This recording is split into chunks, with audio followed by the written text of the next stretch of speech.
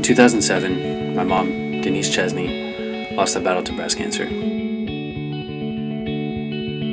I got through this tragedy with the help of family and friends, and knowing that my mom would want me to live my life to the fullest, instead of letting negativity and sadness dictate it.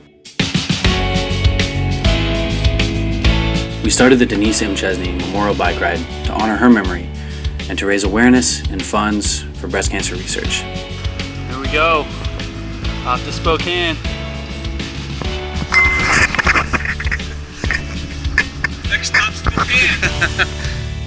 Last year's ride took us from Seattle to Spokane through scenic landscapes, finishing at our alma mater, Gonzaga University.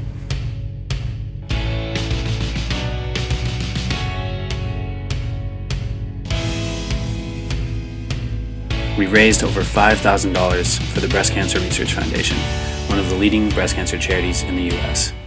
There was a moment on last year's ride that we thought, this is too good not to do again. We decided we would come back. This summer, we're coming home from Asia and hosting the second annual Denise M. Chesney Memorial Bike Ride. We want you to join us as a rider, donor, or believer. Let's knock out breast cancer together, once and for all.